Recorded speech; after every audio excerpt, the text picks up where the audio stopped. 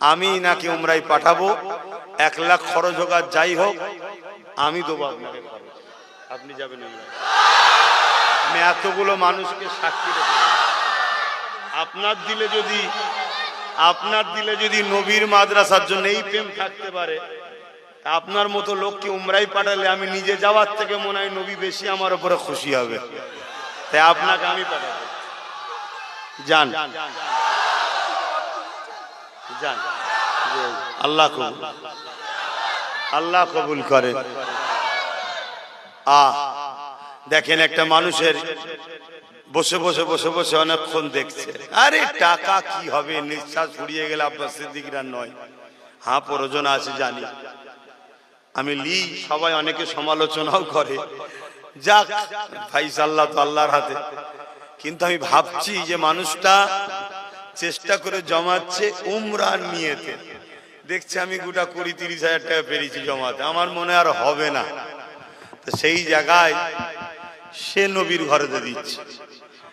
এই যার দিলে এতটা নবীর জন্য প্রেম থাকে যে উমরায় যাবার নিয়ত করা পয়সা নবীর ঘরে দিচ্ছে, তা আমারও মনে হয় উমরায় যাবার নিয়ত আমারও থাকে না, সবার থাকে, তাই তো নাকি?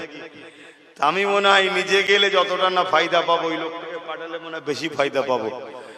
তাই আমি নিয়ত করলাম আল্লাহ যেন কবুল করে, ওনার যাওয়া নসিবে যেন আল্লাহ রাখে। বলুন আল্লাহুম্মা আমিন, আরো জোরে বলুন আল্লাহুম্মা আমিন। ভাই আমার পূর্বে উলামারা ওয়াজ নসিহত করেছিল, আপনারা সকলে শুনেছেন। এখন দোয়া চাইব।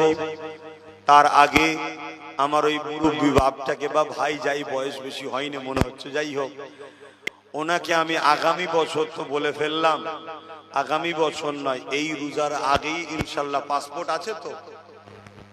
হ্যাঁ,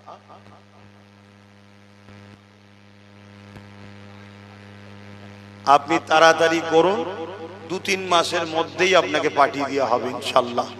আপনার যখন দিল চেয়েছে, আপনাকে আমি 2-3 মাসের মধ্যেই যে কাফেলা যায় তার সাথে একটা গ্রুপের সাথে আপনাকে আমি ইনশাল্লাহ পাঠাবো। এবং আপনি তাড়াতাড়ি পাসপোর্টটাকে শুধু তৈরি করে নেন, আমিও নিজেকে ধন্য মনে করব আপনাকে পাঠাতে পারলে। কেন বলেছি, যখন দেরি না করাই ভালো। হায়াত মত কবে আব্বাস সিদ্দিকী মরে যাবে কোনো গ্যারান্টি নাই, তবুও কাউকে একটা শখ ছিল হুজুরের দরবারে যাবার, পাঠাতে পেরেছি, নিজেকেও ভালো লাগবে। তো যাই হোক, তো যাক, আমি